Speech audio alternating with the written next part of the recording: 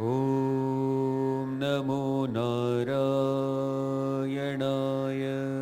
अरे भगवान 26 और 27 में बहुत ही सुंदर बात कह रहे हैं। वो कह रहे हैं कि देखो, एनीवे आपको शोक करने की कोई जरूरी है नहीं। बोले क्यों? क्योंकि अथ चैनम नित्य जातम नित्यं वा मन्यसे मृतम् तथापि त्वं महाबाहो नैवं शोचितुमर्हसि जातस्य हि ध्रुवो मृत्युः ध्रुवं जन्म मृतस्य च तस्मादपरिहार्येथे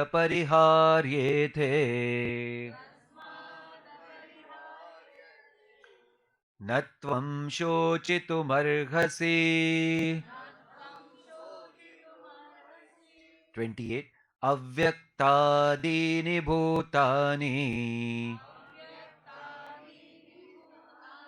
व्यक्तमध्यानि भारत अव्यक्तनिधनानेव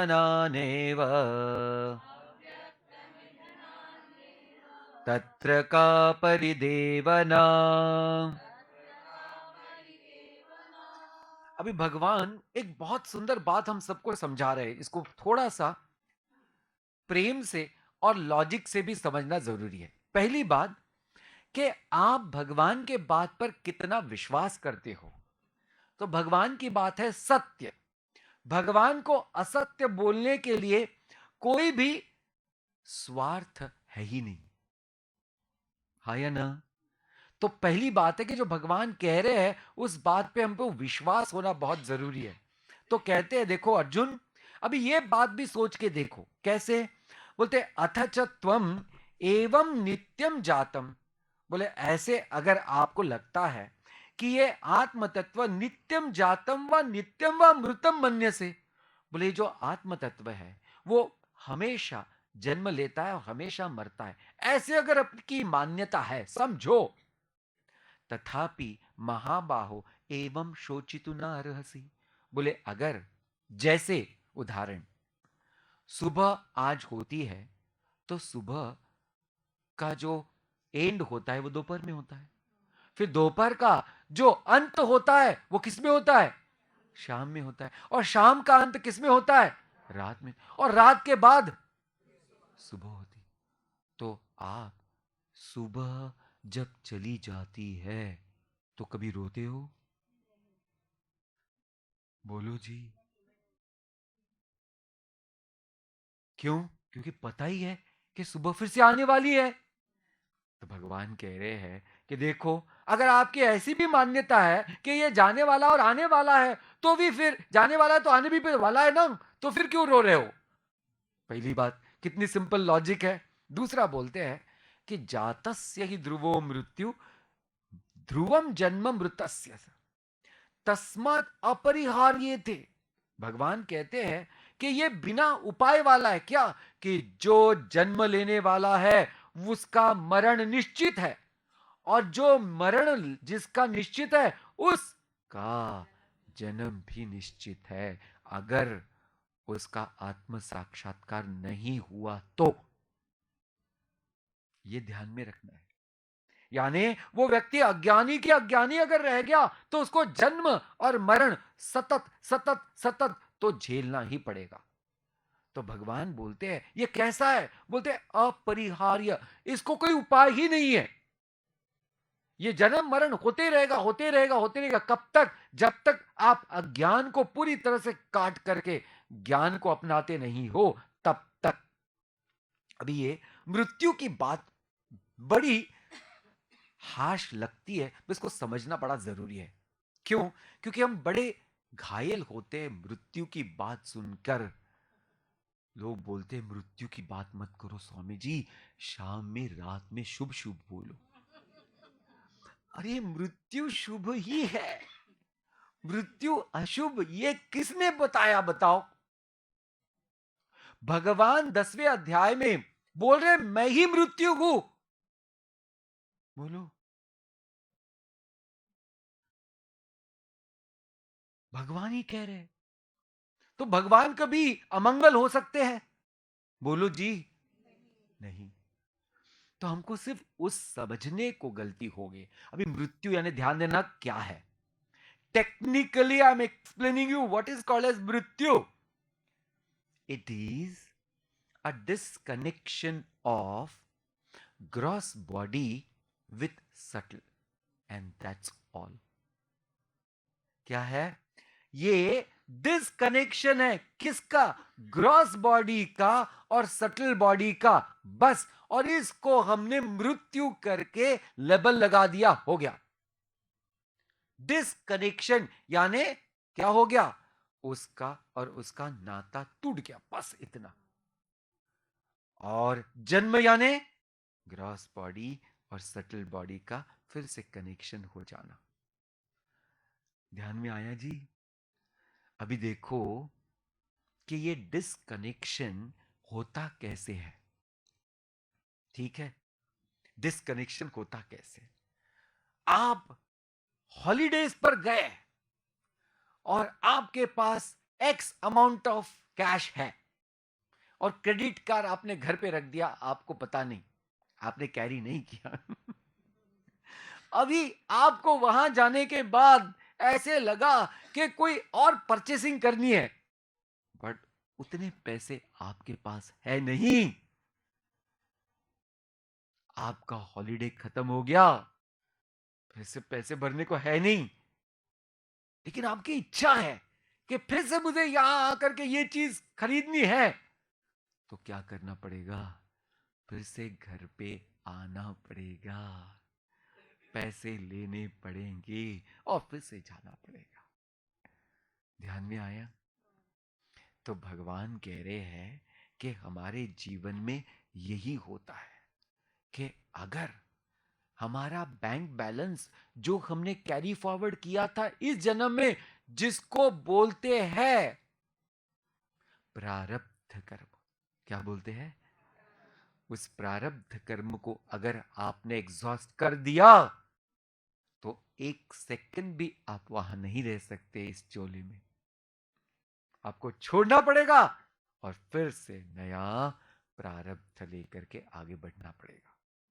इसलिए जन्म और मृत्यु यानी nothing else other than exhausting our own प्रारब्ध। प्रारब्ध यानी पास्ट कर्मास। अभी ध्यान देना, ये पास्ट कर्म एग्जॉस्ट कब होने वाले हैं और कैसे होने वाले हैं ये किसी को भी पता नहीं।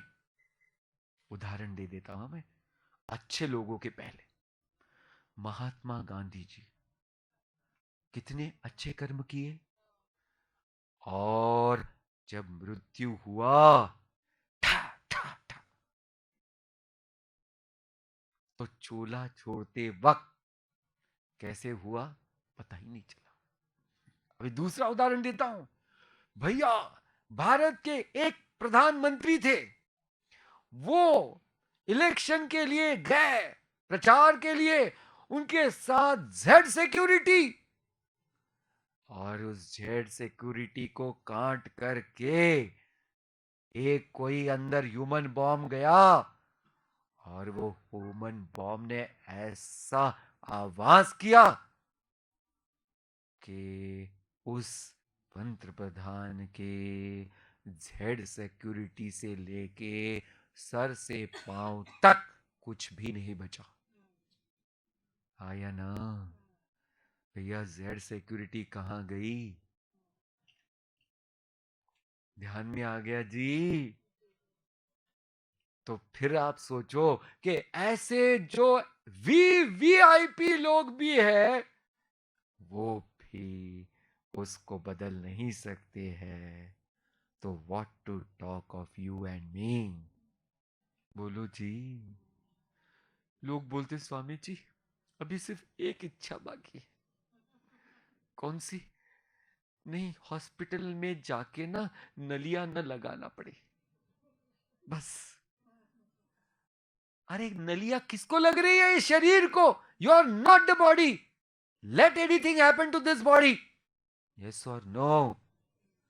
इसको वेंटिलेटर लगे कि नली लगे कि और कुछ लगे, पिशवी लगे, थैली, हाँ या ना? जो इसका होना है वो होगा कि नहीं? बोलो जी, थोड़ा बोलो जोर से। सब लोगों ने मान लिया? तो इसलिए ऐसी कोई इच्छा रखने की जरूरी है नहीं। जो होना है इस शरीर का होके रहेगा। मैं ये शरीर कदापि ही नहीं हूं। अगर मैंने अच्छे कर्म किए होंगे तो भी ध्यान देना, एक हमारे कॉलेज में कोई थे, उनके दादाजी ने सबको इन्फॉर्म किया, कल सुबह आप सब लोग मेरे रूम में आके बैठ जाओ, मैं आपको आशीर्वाद देकर जाने वाला हूं।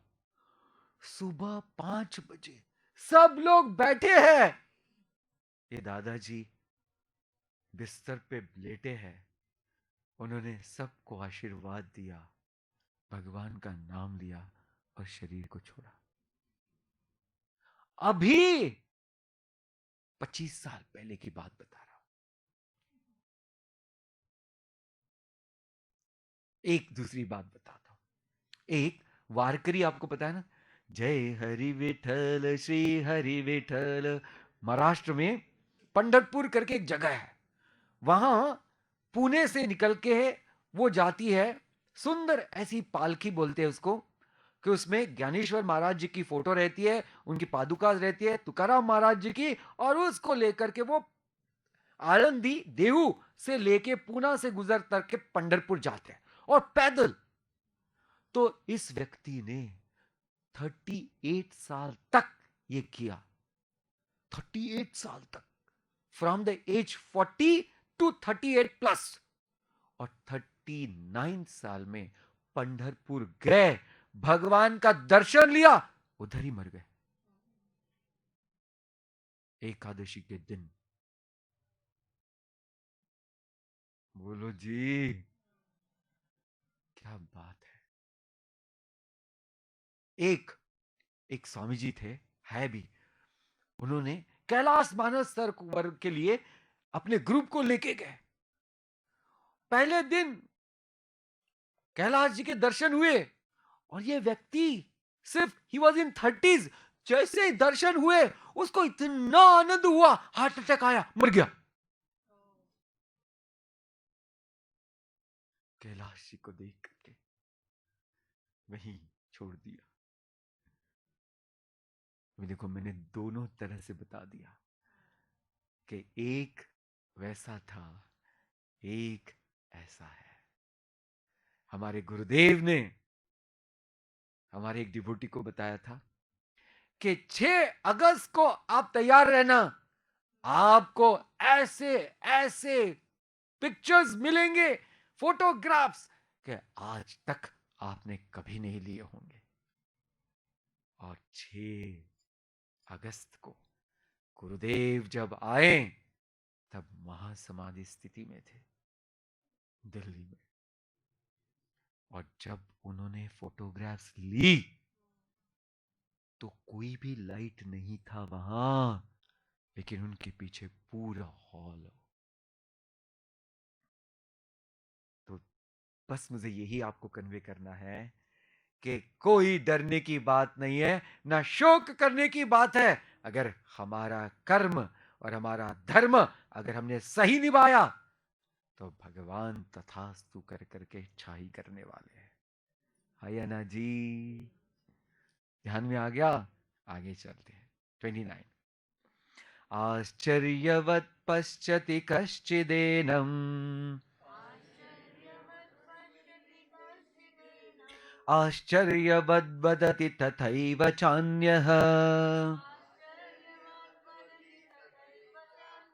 आश्चर्यवच्चन्यमन्नः शृणोति श्रुत्वापेनं वेद न चैव कश्चित्।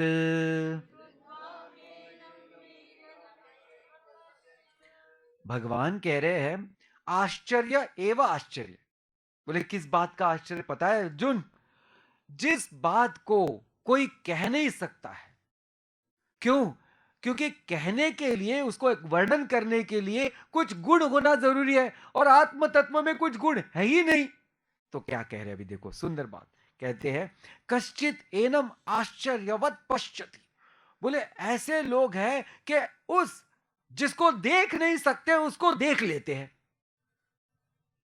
अभी देखना, हाँ, जिसको देख नहीं सकते हैं उसको देख लेते हैं।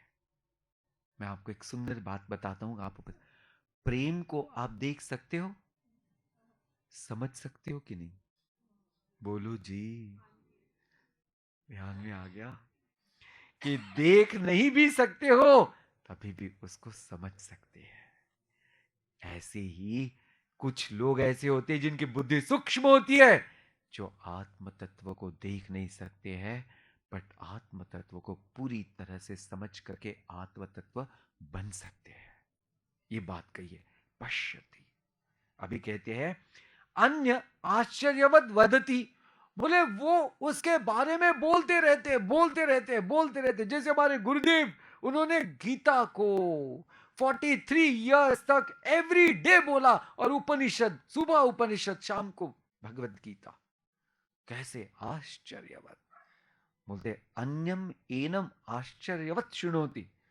बोले पता नहीं इतने लोग सुनते कैसे हैं, ये भी एक आश्चर्य ही है। आप लोग आ रहे हो, भगवत गीता को सुन रहे हो, तो भगवान बोलते आश्चर्य है, कैसे सुन रहे पता नहीं। फिर उसके बाद में बोलते और एक बताऊं आश्चर्य। बोले कुछ कुछ लोग होते हैं, वो सुनते हैं पर उनको समझता कुछ नहीं है, ये भी एक आश्चर्य है। कितने आश्चर्य होते हैं, इतने सारे आश्चर्य कि आश्चर्य भी आश्चर्य, आश्चर्य भी आश्चर्य। पर होता है कि नहीं ऐसा, सब बताओ। सुनने के बाद भी लोग बोलते स्वामी जी पर ये बताओ कि मेरी आत्मा और उसकी आत्मा, इसमें डिफरेंस क्या है? किसी ने मुझे पूछा स्वामी जी, बोले आप मुझे एक बताओ कि एक अम्मा के अगर पेट में 2 बच्चे हैं तो 2 आत्मा चली गई अंदर। श्रुत्वा पेन वेदन कश्चित। होता है, क्यों? सूक्ष्म विषय है, बस इसका यही एक है, सूक्ष्म विषय। तो उसको सूक्ष्म विषय को ग्रहण करने के लिए सूक्ष्म बुद्धि जरूरी है। भगवान कहते हैं अभी मैं ये सब्जेक्ट को यहां पूर्ण करके अभी कर्म का सब्जेक्ट शुरू कर रहा हूं। 30वां श्लोक, देहि नित्यमवध्योऽयम्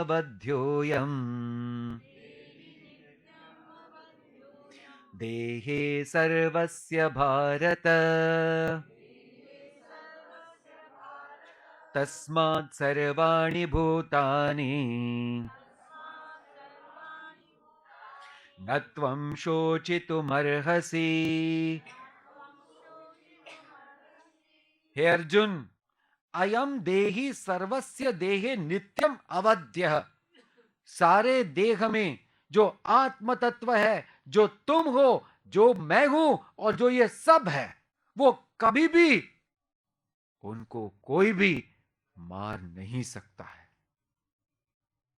इसको जानो। तस्मात्, इसलिए, सर्वाणि भूतानि त्वम शोचितु न अर्हसि। किसी भी प्राणी के लिए शोक करना ये समझदार का काम नहीं है, इसकी कोई जरूरी नहीं है। भगवान फिर मैं क्या करूं? अभी मैं बताता हूं क्या करो। सर्व स्वधर्ममपि चावेक्ष न विकम्पितुमर्हसि धर्म्याधियुद्धात् श्रेयोऽन्यत्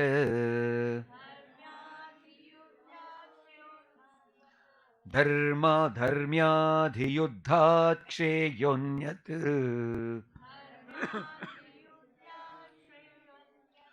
श्रेयोन्यत् क्षत्रियस्य न विद्यते।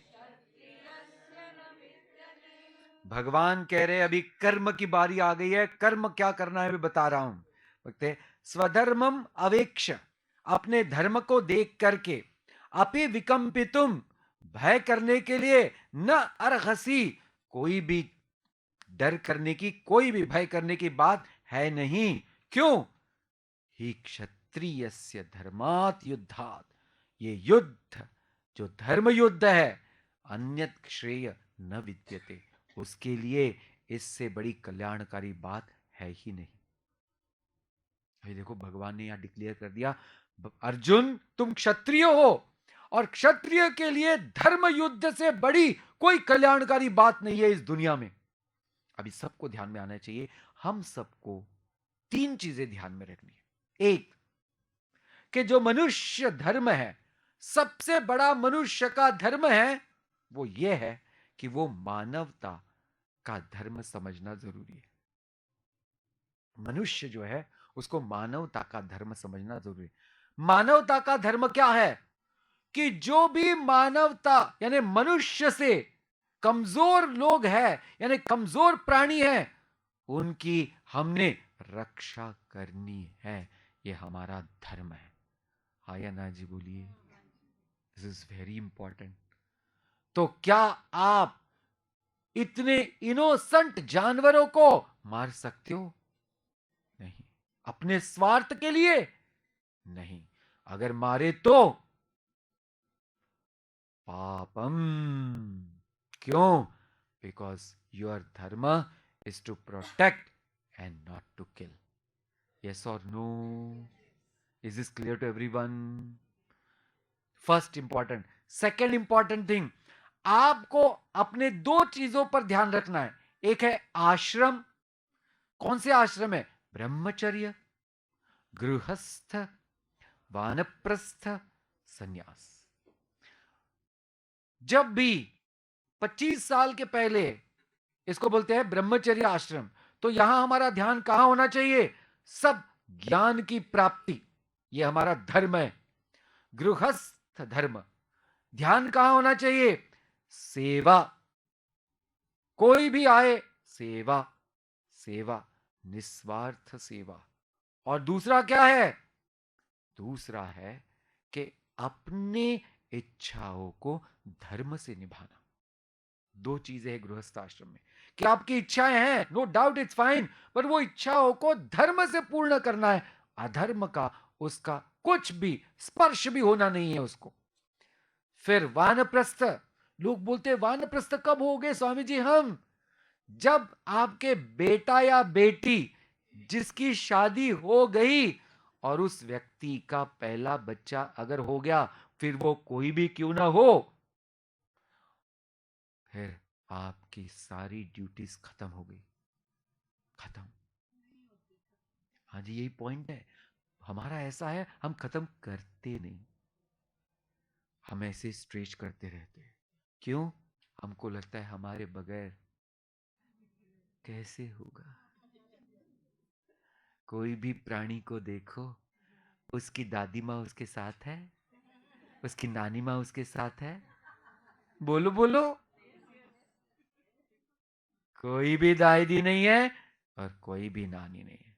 साथ में रहना ये अलग बात है, और उलझ के रहना, आसक्त रहना, ये दूसरी बात है। भगवान कहते हैं आपका धर्म है, आप साथ कर सकते हो, बट आप उसको पजेस नहीं कर सकते हो। ये चीज है। और सारे अज्ञानी लोग क्या करते हैं? मेरा मेरा मेरा मेरा मेरा करके बस पूरी तरह से जकड़ के रह जाते हैं। भगवान, ये आपका है, मैं आपके लिए सेवा करने के लिए आया हूं, जितना हो सके उतना। ये बात ध्यान में रखना, बड़ी चीज है। किसी के भी जीवन में कोई भी एडवाइस देने की जरूरी नहीं है। वानप्रस्थ आश्रम का सबसे पहला, चुप रह करके सेवा करनी है, अगर करनी है तो।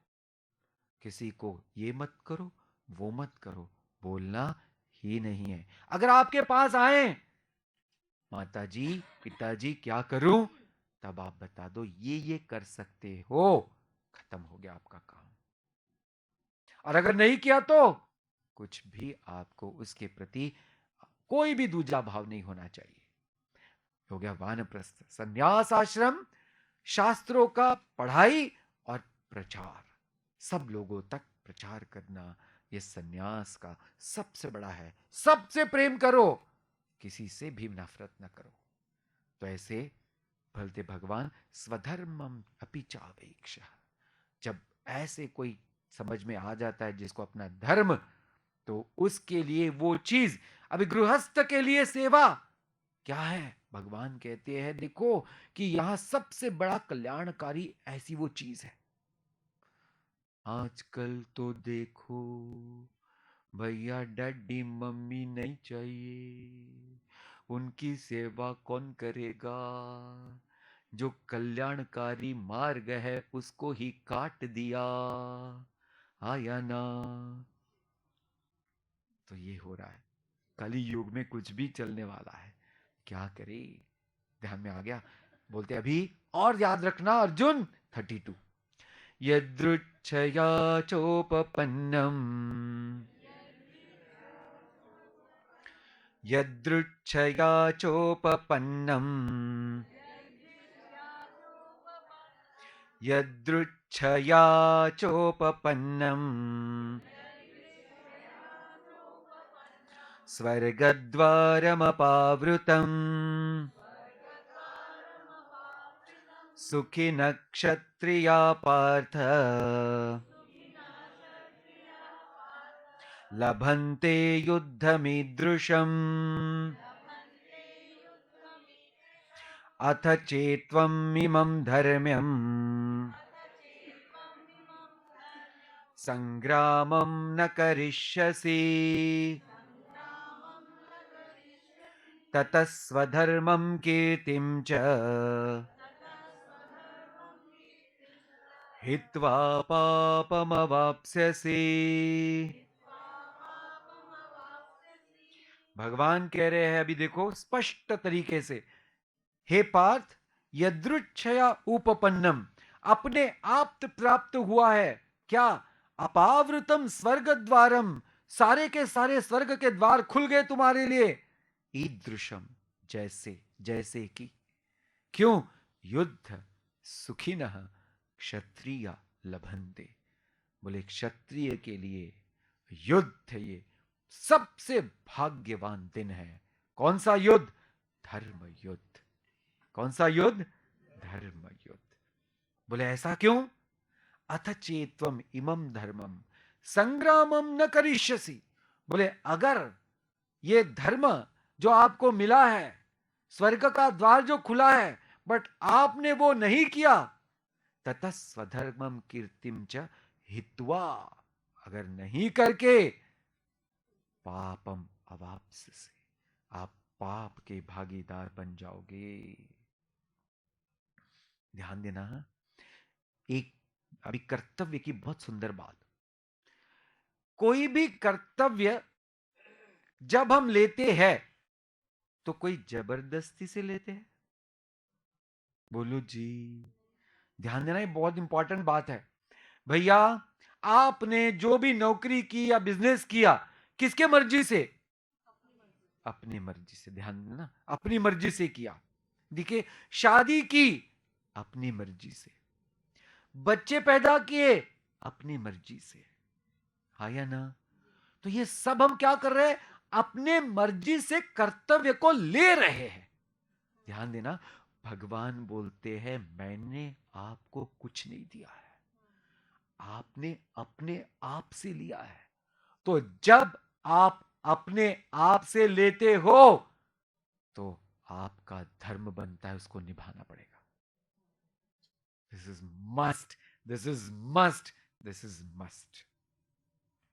तो भगवान ने यहां बोला कि अगर ले करके आपने वो काम नहीं किया, अभी देखो कि समझो एक व्यक्ति ने मनुष्य बनकर के मनुष्यता को नहीं निभाया, प्राणी बन गया, जैसे निर्भय केस, तो उनको मारना पड़ेगा कि नहीं? बोलो जी। ये क्यों?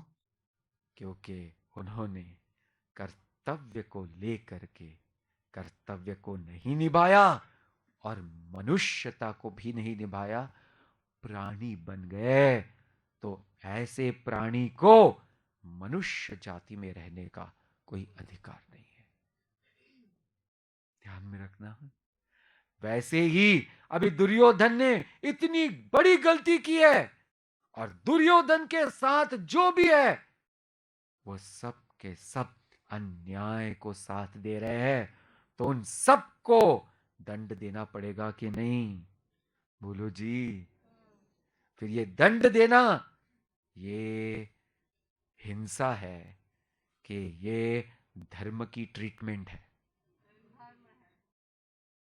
ध्यान में आ गया? तो ये बात हमको समझनी चाहिए कि ये युद्ध कोई हिंसा नहीं है, ये धर्म की ट्रीटमेंट है। धर्म के लिए ये एक बहुत ही जाना हुआ और समझा हुआ अच्छा कर्म है।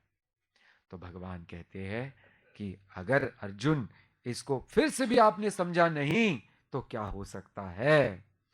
अकीर्तिम चापि भूतानि कथयिष्यन्ति ते व्यया संभावितस्य च कीर्तिः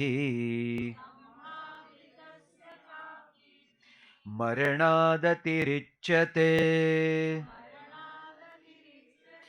भयाद्रणादुपरतम्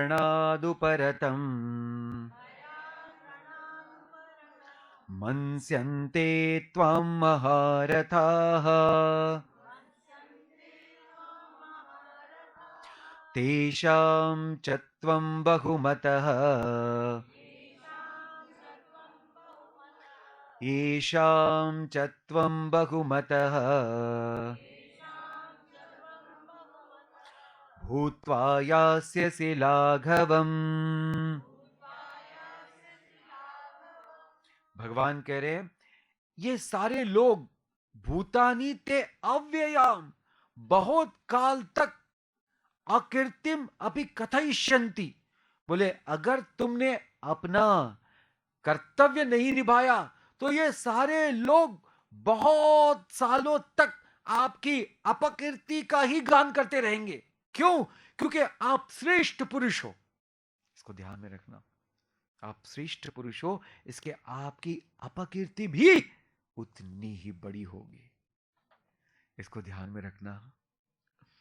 फिर कहते हैं संभावितस्य अकीर्ति मरणादतिरिच्यते, बोले ऐसे श्रेष्ठ पुरुष के लिए अपकीर्ति मरण से भी बहुत ही ज्यादा भयंकर है।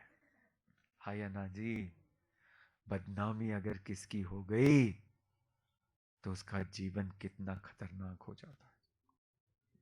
भगवान कहते हैं येषा चत्वम बहुमत भूत्वा, बोले जैसे आपको बहुत सम्मानित हो करके फिर भूत्वा लाघवम यास्य से, अगर उसके बाद एकदम से छोटा होना पड़े, महारथत्वाम भयात त्रणात उपरतम मस्यन्ते, बोले अगर आप भय के इस पूरे युद्ध के भय से अगर आप रणभूमि को छोड़ के जाओगे तो आपके जीवन के साथ यही होगा कि आप एकदम श्रेष्ठता से एकदम कनिष्ठ बन जाओगे, और जब आप कनिष्ठ व्यवहार करोगे तो ये सारे लोग आपकी अपकीर्ति गाते रहेंगे, और ये अपकीर्ति श्रेष्ठ पुरुष के लिए मरण से भी भयंकर होती है। अर्जुन सोच लो। हाय ना को भगवान ने क्या सुंदर बात कही। तो आज हम यहां रुकने वाले हैं। ॐ नमो नारायणाय।